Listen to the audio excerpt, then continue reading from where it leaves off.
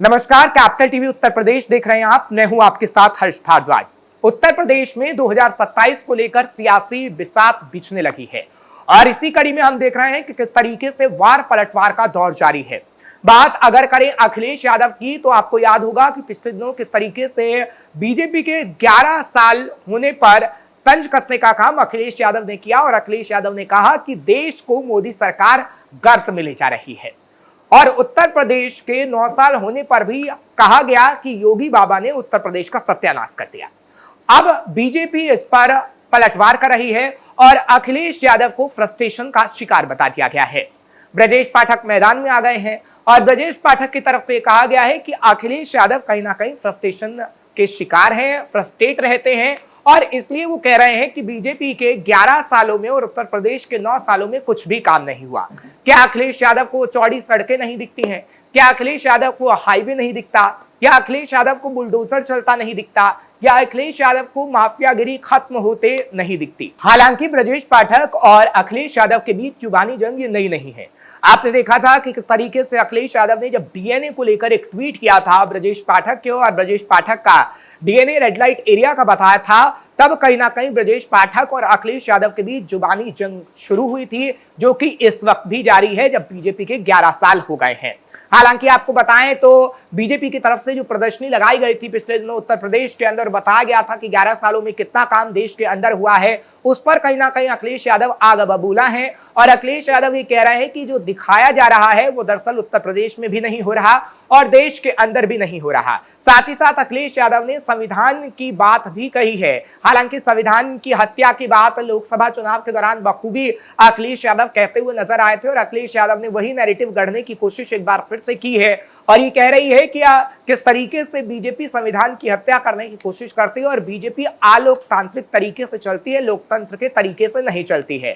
इससे पहले जब हमने आपको कल खबर बताई थी तो बताया था कि अखिलेश यादव ने किस तरीके से बीजेपी के लिए ये शब्द इस्तेमाल कर दिया था कि बीजेपी चुनावों में धांधली कराती है और इसलिए ब्रजेश पाठक अखिलेश यादव को ये कह रहे हैं कि अखिलेश यादव फ्रस्ट्रेट हो गए हैं और फ्रस्ट्रेशन में आकर अखिलेश यादव अपने ट्वीट में कुछ भी लिख दे रहे हैं और फ्रस्ट्रेशन में आकर ही योगी सरकार के लिए वो अनाप शनाप शब्दों का इस्तेमाल कर रहे हैं। यहां तक कि डीएनए को लेकर भी कई सवाल खड़े कर दे रहे हैं, जबकि अखिलेश यादव का डीएनए कैसा है वो सब कोई जानता है। यानी ब्रजेश पाठक वार इस वक्त अखिलेश यादव पर कर रहे हैं और ये जो जुबानी जंग आप इस वक्त देख रहे हैं वो 2027 को लेकर है कि 2027 को लेकर जो तैयारी हो रही है उसी के दौरान हम देखेंगे कि कैसे पार्टियां लोगों को आकर्षित करने का काम करेगी, क्योंकि यह समाजवादी पार्टी अभी लोगों को ये बताने की कोशिश कर रही है कि बीजेपी सरकार नाकाम रही है लोगों के लिए काम करने में। ये समाजवादी पार्टी इस वक्त लोगों को समझा रही है। हालांकि बीजेपी ये बता रही है कि कितना काम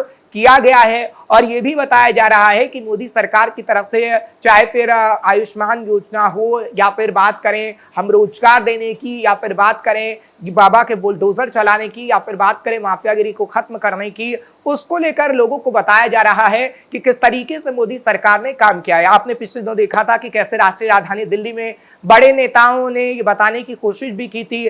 जेपी नड्डा की तरफ से बाकायदा एक प्रेस कॉन्फ्रेंस भी की गई और प्रेस कॉन्फ्रेंस में बताया गया कि 11 साल की आखिर क्या क्या उपलब्धियां रही हैं। हालांकि एक उपलब्धि में यह भी बताया गया कि कैसे गरीबी को कम करने में मोदी सरकार सबसे बड़ी उपलब्धि हासिल कर चुकी है। पहले जो जनता थी वो काफी गरीब थी, लेकिन अब गरीब इतनी नहीं रही, जो कि वर्ल्ड बैंक भी मान रहा है। और इस पर भी अखिलेश यादव ने तंज कसा है और अखिलेश यादव ये कह रहे हैं कि आखिर कौन सी रिपोर्ट कार्ड मोदी सरकार दे रही है, क्योंकि उत्तर प्रदेश में तो गरीबी बढ़ रही है। लेकिन जब वर्ल्ड बैंक का आंकड़ा ये कह रहा है कि भारत के अंदर गरीबी कम हुई है, तो अखिलेश यादव आखिर कौन सा सबूत जनता के सामने दिखाना चाहते हैं, ये एक बड़ा सवाल है। क्योंकि अखिलेश यादव बात तो कर रहे हैं लेकिन अखिलेश यादव कोई सबूत ऐसा नहीं दे रहे जो बीजेपी के खिलाफ हो। अखिलेश यादव की तरफ से जो गरीबी की बात की गई है, क्या अखिलेश यादव के पास कोई ऐसा सबूत है कि अखिलेश यादव बताएं कि उत्तर प्रदेश में या फिर पूरे देश में गरीबी बढ़ रही हो? क्योंकि वर्ल्ड बैंक की रिपोर्ट तक कह रही है कि गरीबी घट रही है और मोदी सरकार के 11 साल के कार्यकाल में गरीबी बेहद कम हुई है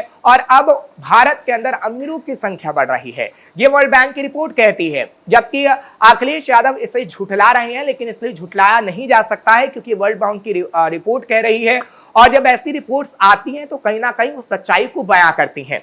हालांकि हमने देखा है कि पिछले दिनों किस तरीके से कई और रिपोर्ट भी आई हैं। जब एनसीआरबी का आंकड़ा भी सामने आया था तभी अखिलेश यादव को दर्द हो रहा था, क्योंकि कहीं ना कहीं कैग रिपोर्ट हो या फिर एनसीआरबी का आंकड़ा हो या फिर वर्ल्ड बैंक की रिपोर्ट हो, वही सरकार की सच्चाई को कहीं ना कहीं बयां करती है और बताती है कि कितना विकास हुआ है, कितने अपराध कम हुए हैं और कैसे सरकार काम कर रही है। क्योंकि एनसीआरबी का आंकड़ा भी जो बताया गया था खासतौर पर बिहार के लिए भी और उत्तर प्रदेश के लिए भी, उसमें भी ये दिखाया गया था कि अपराध उत्तर प्रदेश में कम हुए हैं, अपराध बिहार के अंदर कम हुए हैं। और बिहार में भी इस वक्त एनडीए की सरकार है और बात अगर करें उत्तर प्रदेश की तो उत्तर प्रदेश में भी बीजेपी की सरकार है। यानी तमाम रिपोर्ट्स दिखा रही हैं कि उत्तर प्रदेश में अपराध कम हुआ है, उत्तर प्रदेश में विकास हुआ है, लेकिन अखिलेश यादव को वो रिपोर्ट्स नजर नहीं आ रही हैं। और अखिलेश यादव ये तमाम बातें सिर्फ और सिर्फ 2027 को लेकर कह रहे हैं और आगे आने वाले समय में पंचायत चुनाव को लेकर कह रहे हैं, क्योंकि अखिलेश यादव लोगों को साध लेना चाहते हैं और इसलिए अखिलेश यादव बीजेपी की सिर्फ और सिर्फ नाकामी बताने में लगे हुए हैं। हालांकि अखिलेश यादव को करना ये चाहिए था कि अपने संगठन को वो और मजबूत करते, साथ ही साथ हाँ, हालांकि ये जरूर कह सकते हैं कि कुछ छटनी समाजवादी पार्टी में जरूर की गई है जो जमीनी स्तर पर काम नहीं कर रहा था, लेकिन अखिलेश यादव को ये बताना होगा कि जब उनकी सरकार उत्तर प्रदेश में आएगी तो आखिर वो क्या काम करेंगे। लेकिन अखिलेश यादव ये सब बातें नहीं बता रहे हैं। खैर, हम बार बार ये बात कहते हैं कि विपक्ष का काम ही सरकार पर सवाल उठाना होता है, लेकिन अगर आप सवाल उठा रहे हैं तो आप कोई सबूत दे रहे हैं क्या? आपका कोई आधार है क्या? किस आधार पर आप सवाल उठा रहे हैं? क्योंकि राहुल गांधी, अखिलेश यादव तमाम ऐसे सवाल उठाते हैं जिसका कोई आधार ही नहीं होता। आपने देखा कि राहुल गांधी ने किस तरीके से चुनावों को लेकर, चुनावों में धांधली को लेकर सवाल उठाए और किस तरीके से कहा था कि महाराष्ट्र में फिक्सिंग हो जाती है, मैच फिक्सिंग की तरह चुनाव फिक्स हो जाते हैं। चुनाव आयोग तक ने उसको खारिज कर दिया, लेकिन राहुल गांधी नहीं थमे। राहुल गांधी की तरफ से अगले दिन फिर सवाल पूछा गया कि हरियाणा में भी ऐसा हुआ, हरियाणा में तो कांग्रेस की सरकार बन रही थी, लेकिन हरियाणा में चुनाव फिक्स हो गया और हरियाणा में बीजेपी की सरकार बन गई। फिर चुनाव आयोग की तरफ से ये कहा गया कि राहुल गांधी जो कह रहे हैं वो बनी बनाई बातें हैं। जब चुनाव आयोग तक ये स्पष्ट कर दे रहा है कि जो चुनावी प्रक्रिया होती है वो निष्पक्ष तरीके से होती है, तो फिर आखिर क्यों राहुल गांधी और समाजवादी पार्टी के मुखिया ये सवाल खड़े करते हैं? हाँ, जब समाजवादी पार्टी की सरकार सत्ता में आती है, जब लोकसभा चुनाव के अंदर हमने देखा कि समाजवादी पार्टी की इतनी सीटें आ गई, तो समाजवादी पार्टी ने क्यों सवाल नहीं उठाया? क्यों अखिलेश यादव ये नहीं कहते हुए नजर आए कि लोकसभा चुनाव में धांधली हुई? कर्नाटक की बात करें या फिर केरल की बात करें, राहुल गांधी वहां पर क्यों नहीं कहते हैं कि चुनावों में धांधली हुई? क्योंकि वहां पर उनकी सरकारें बन जाती हैं। और जब बीजेपी की सरकार बन रही होती है अलग अलग राज्यों में, तो बताया जाता है कांग्रेस की तरफ से भी और समाजवादी पार्टी की तरफ से भी कि धांधली हुई है। हालांकि अब आगे आने वाले समय में देखने वाली बात होगी, क्योंकि 2027 में इलेक्शन होना है, असेंबली इलेक्शन यानी विधानसभा चुनाव होना है और 2027 को लेकर ही ये पूरी तैयारी हो रही है। अखिलेश यादव एक तरफ तैयारी कर रहे हैं तो दूसरी तरफ बीजेपी भी अपनी पूरी तैयारी में लगी हुई है, क्योंकि कांटे की टक्कर समाजवादी पार्टी और खास तौर पर बीजेपी के बीच ही देखने को मिलेगी। ऐसे में ये सवाल उठना लाजमी है कि आखिर 2027 में किसकी सरकार बनेगी, लेकिन जो तस्वीरें बयां कर रही हैं वो तो यही बयां कर रही हैं कि 2027 में एक बार फिर बीजेपी की ही सरकार बनेगी, क्योंकि अखिलेश यादव बार बार सिर्फ बीजेपी की नाकामी को ही बता रहे हैं और खास तौर पर टारगेट कर रहे हैं प्रधानमंत्री नरेंद्र मोदी को। जबकि उत्तर प्रदेश में इस वक्त योगी सीएम है और कहीं ना कहीं अखिलेश यादव को ये बताना चाहिए था कि समाजवादी पार्टी की सरकार जब रही थी 2012 से 2017 के बीच, तो आखिर समाजवादी पार्टी ने ऐसा कौन सा काम किया था कि लोग उन पर भरोसा करें। और इसी तरीके से समाजवादी पार्टी को आगे का एजेंडा भी कहीं ना कहीं रखना चाहिए कि आखिर वो महिलाओं के लिए खासतौर पर क्या करने वाली है। अगर वो कह रहे हैं कि उत्तर प्रदेश में महिलाओं को लेकर अपराध बढ़ रहा है, तो उनका कौन सा फॉर्मूला होगा कि आगे आने वाले समय में अपराध कम हो पाएगा? उनका कौन सा ऐसा फॉर्मूला होगा कि उत्तर प्रदेश में युवाओं को नौकरी मिलेगी? क्योंकि अभी जो पुलिस भर्ती प्रक्रिया पिछले दिनों हुई थी उस पर भी अखिलेश यादव सवाल खड़े करते हुए नजर आए थे और अखिलेश यादव की तरफ से ये कहा गया था उत्तर प्रदेश में बेरोजगारी सबसे ज्यादा है। तो ऐसा कौन सा फॉर्मूला अखिलेश यादव ने तैयार किया है कि उत्तर प्रदेश में बेरोजगारों को नौकरियां अखिलेश यादव दे सकते हैं? वो अपना एजेंडा बताएं, लेकिन ऐसा नहीं होता है। अखिलेश यादव बार बार सिर्फ जाति जनगणना की बात करते हैं और अब तो वो मुद्दा भी बीजेपी ने छीन लिया है।